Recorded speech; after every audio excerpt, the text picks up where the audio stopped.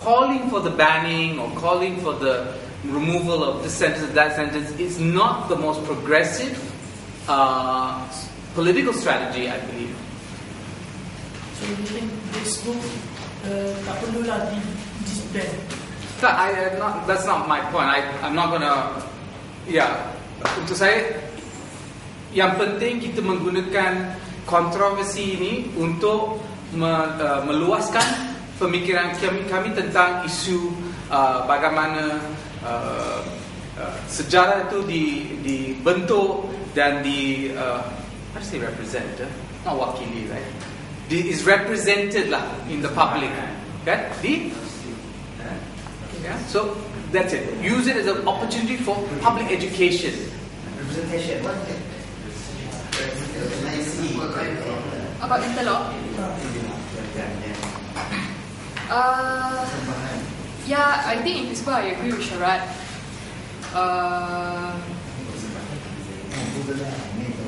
There should have been more discussion, not an end. But now it's just there's no solution to this kind of thing actually. Betul tak dia ni? Kalau cerita apa ni setahun lagi boleh tak dia. Tapi jangan ingat sudah. That's why I mean, don't take whatever I say as final.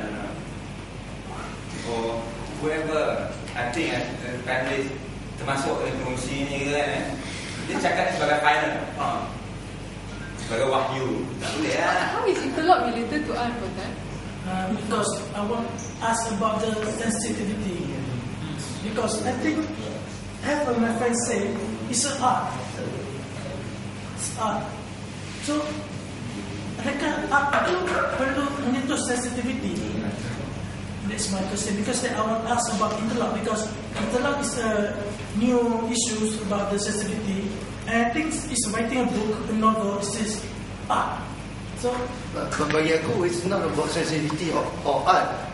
Aku tak baca pun lagi novel tu, tapi bagi aku, kita harus melihat dari sudut konteks zaman itu ditulis, dan juga buku itu sendiri, watak-watak itu ditulis pada zaman bila. So dari sudut konteks zaman. Sebab macam kita cakap tadi, tradisi itu berubah. So benda yang sekarang sensitif tak boleh dulu sensitif. Jadi bagi aku, kalau buku itu tulis ketika zaman itu dan dia telah merakam sejarah zaman itu, kan? Walaupun sejarah zaman itu tidak boleh diterima pakai dan dia anggap sensitif pada zaman sekarang, aku tak rasa dia patut di-ban atau dibuang, sebab dia telah merakam sejarah waktu itu. So sejarah itu harus direkodkan supaya zaman akan datang tahu. So akan nampak perubahan, kan, dari sudut sensitivity itu sendiri, kan, dari sudut limitation itu. Jadi benda itu tak harus di-ban kerana dia merakam cerita zaman itu. So it's konteks lah, konteks zaman. Jadi soalan saya lah, tadi kita pasal buku. Soalan saya, in art must be sampai menyentuh sensitivity. Adakah sampai macam tu? Kerana sensitivity ni boleh membuatkan satu perpecahan, pergaduhan antara mungkin antara kaum, suku atau agama. Jadi adakah art itu perlu sampai menyentuh sensitivity? Itu soalan saya. Terima kasih. Kalau aku rasa aku relate benda ni pada benda yang paling simple dalam hidup, kan. Kau ada kawan karib, kan? Dengan kawan karib kau pernah bergaduh dan berbaik tak? Dan aku rasa itulah dia. Itulah proses untuk kau saling lebih memahami, lebih understanding each other. Kalau kau tak pernah gaduh dengan orang tu, kau tak faham. Jadi kau tak faham apa yang menyakitkan hati dia, kan? Apa yang, so itu adalah proses untuk the unity itulah, kan? The harmony and unity itulah prosesnya. Pergaduhan itu memang kena ada lah. Sebab aku tak percaya bahawa sembang meja bulan tu je boleh mencapai satu kata putus yang terbaik untuk semua orang. Memang harus akan ada itu proses. Sebenarnya revolusi, kan, dia berlaku sekarang kat negara apa dekat semua negara-negara Timur Tengah tu. So itu semua proses lah. Itu yang akan pergi kepada next level. Sebenarnya aku cakap macam, kalau kau kena girlfriend, kalau kau tak pernah bergaduh, takkan kau nak tahu girlfriend kau tak suka benda macam ni, dia tak suka kau lain macam ni, kan. So kau tak tahulah. Macam itulah bagi aku. So pergaduhan itu perlu ada lah untuk proses of understanding more about each other. Sharon? Kita kena ingat buku interlock tu bukan ditulis untuk tujuan protes. That's what we really need to remember. Ia berdiri diri sendiri sebagai sebuah buku. It's a literature, you know, and it should be defended as a literature. Okay, soalan lain tak? Nak cakap lama-lama. Ada soalan lain tak? Saya Rahmat. Tu bukan ya. Bukan. If you don't ask, Rahmat's going to speak. You better say something now.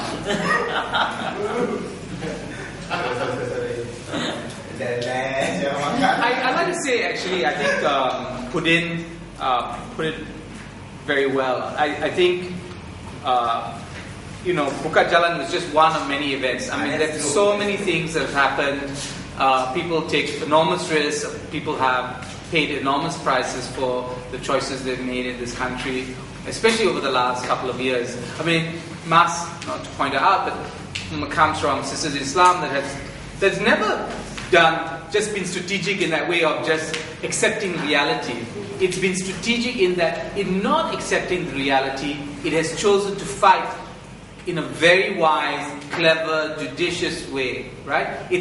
That's what strategy is about, And I think that if there is a call for artists also to have that level of maturity, it is for them to have the resources to make political analysis, to understand things, to know who to call when things get bad. You have lawyer friends and you have this.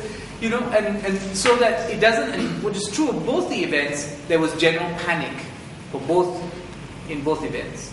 Perhaps much more for Satu Kali, but I think general panic is the panic. Yeah. Panic, and I think panic is not good for the community as a whole. I mean, I don't know if the artists are really a community, but to the extent that they could be a community, it's not the best way of operating in the world. Right? I mean, we're all human beings because we all panic at some level, but artists can actually look at what other activists and other people are doing, right? The other thing, of course, is that a lot of times I think, politicians should know what artists are doing, the complexity of their images, the compassion in their work. I mean, when it's there, it's really wonderful. It's something that everybody else can learn from. Other groups can learn from artists. And so I think there's, a need for artists also to see themselves as equal stakeholders in, say, for instance, if you all believe in democracy, if you all want democracy, and as I do, I think some of you do, then they must see themselves active participants in the project of democratizing this country. Right? And then they have to say, how do we do it strategically?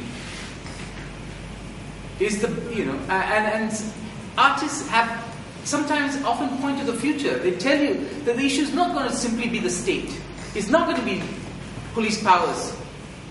It actually is our society, much more difficult to transform. I think sisters know that for a long time. You're working with, and I disagree with you, Matt. It's not just a problem of Malay Muslims in this country. Conservatism is everywhere in very different guises, different religions in this country, and it's also among the secularists and the socialists also have very conservative, social agendas. So let's not just put Islam on in the dock. I think everybody. Sorry, it's my chance to membebel. Just like the issue of that, I don't like to say this, but if anything that has to do with the Malay Muslim, it would be like the chances of it to become a controversy would be like much higher than the other. Because that's how politics has been organized in this country. My party. Yeah, your party. I know. You see, how can you be a member? I'm not sure. You're not Malay. I don't care. Actually, I want to mention. Okay, how many of you went for Buka Jalan here? Nobody. Oh no. Okay. There was. Okay, ini benda yang begitu lucu ya, yang persembahan artis dari Indonesia membuat wayang. Dalam wayang itu cerita tikus dengan padi dan kenapa tikus itu nak makan padi selalunya masa musim menuai padi kan. So then it becomes this whole thing, and they like actually started off with brother and sister, blah blah blah, and then they start having sex, and then the father figure comes and says, kamu tidak bisa membuat hubungan seks antara adik dan kan kakak, whatever. And they said, tapi kami performance artist. You know? And so that is the jawapan kan. So kalau performance artist itu semuanya bisa kan, semuanya boleh dibuat kan. Yes, you can do it. You can do it. But itu momen ironis kan. yeah. I just was like, okay, you know, that was funny. Not only performance art, in whatever, in painting, whatever, you can do it, you know, but there's always response. And there's that thing that you out of your control. If you cannot control response. Like this book cover lah, sama Ismail. 1967, it's alright. Font cover, everything, it's alright. Yeah, but published by Utusan Melayu, some more, it's alright. But 2011, this kind of book cover, published by Utusan Melayu, it's not acceptable. I'm not sure whether that is regression or progression in the mind of the publisher. Yeah. Tapi itulah setiap benda memang susah lah benda ni, sebab we are dealing with artist. I am artist, Punya artist. Okay, so artist sebagai individual. Dia artist is in a modern art, artist. Dia satu makhluk yang individual, dia sendiri. Yeah. Soalan. Sorry, just to bring the discussion back to the topic. Do the panelists feel that it's useful to look at art, both art and in protest, as a form of communication?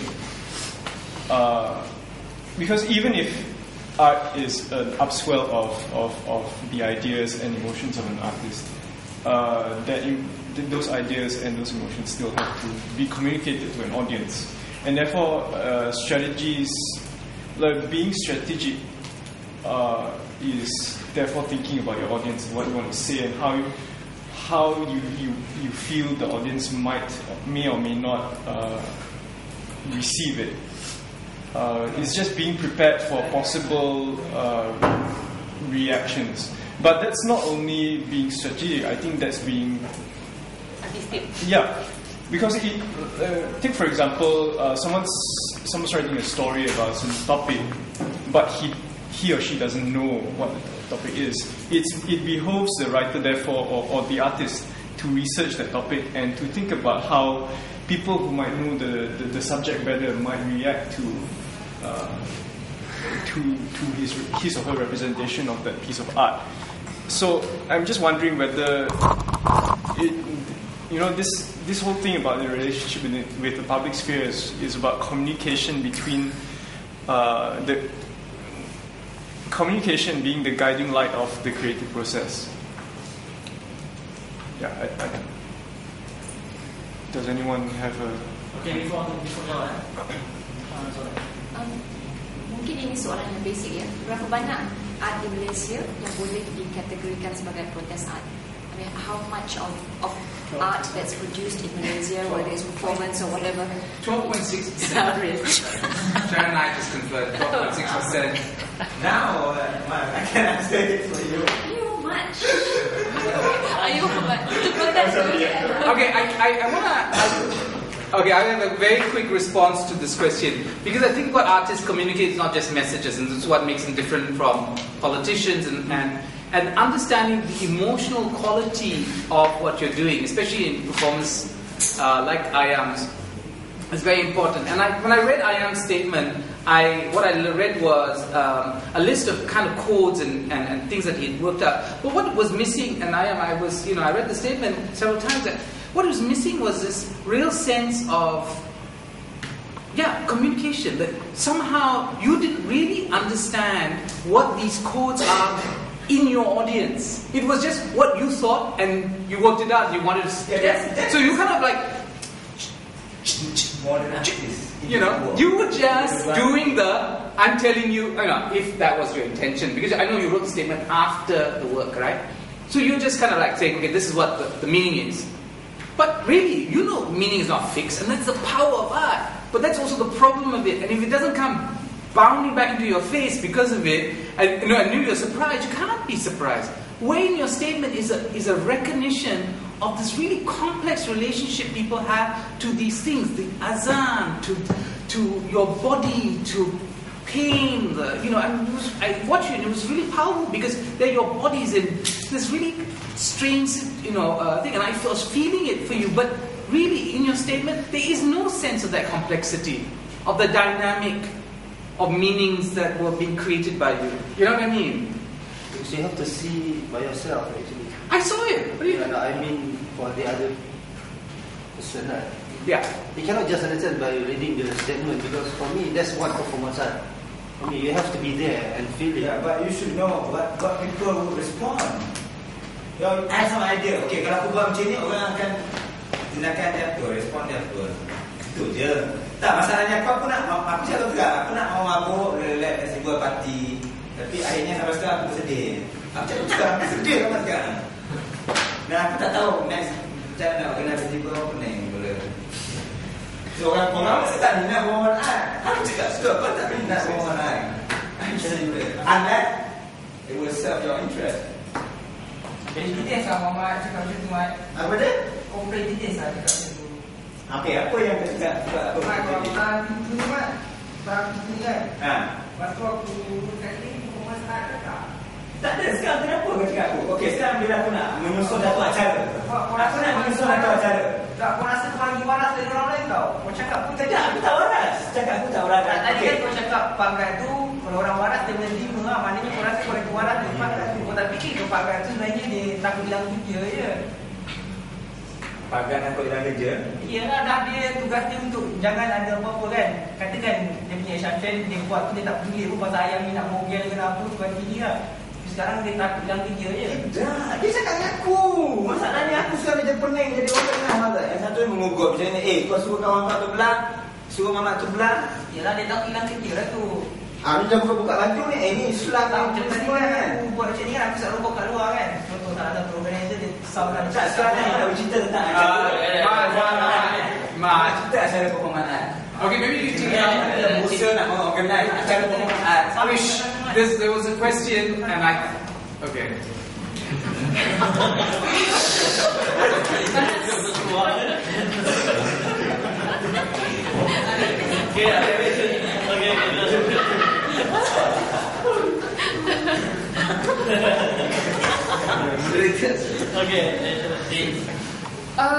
Okay, about communication.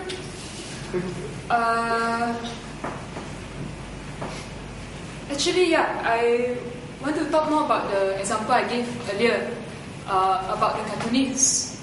Actually, after all the controversy, got death threat, people, the freedom of expression champion don't want to refuse to listen to her.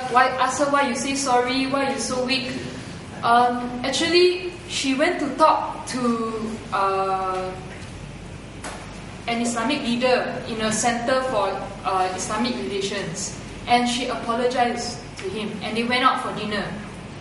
And he came out with a statement, Arsalan Bukhari came out with a statement saying that we, all Muslims, must stand by her.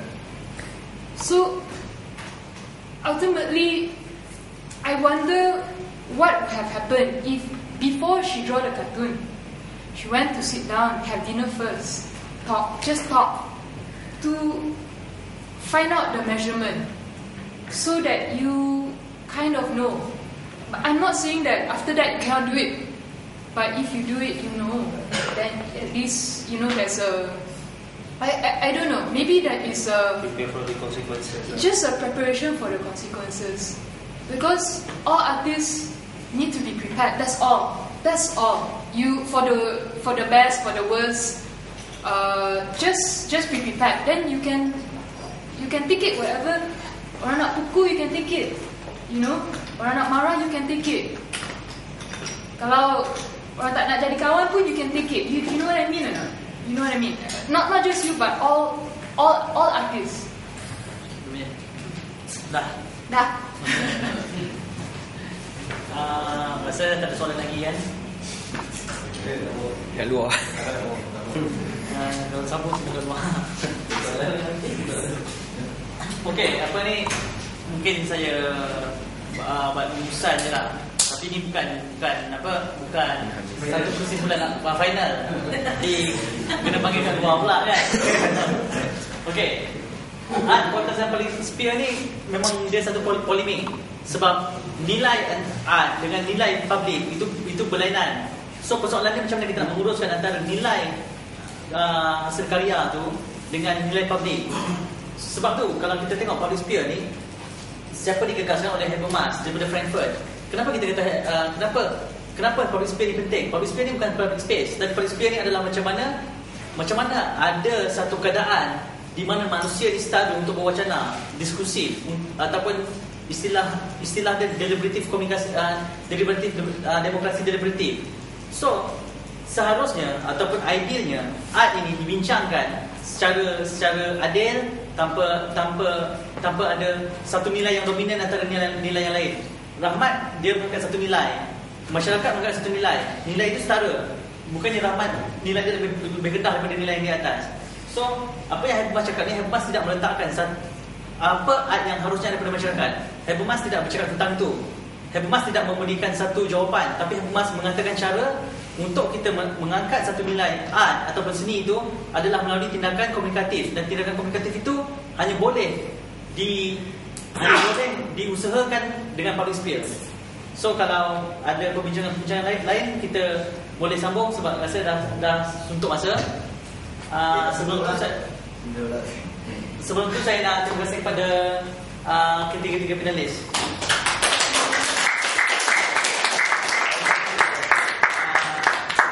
Dan panelis jangan lupa terima kasih. Okey, terima kasih semua.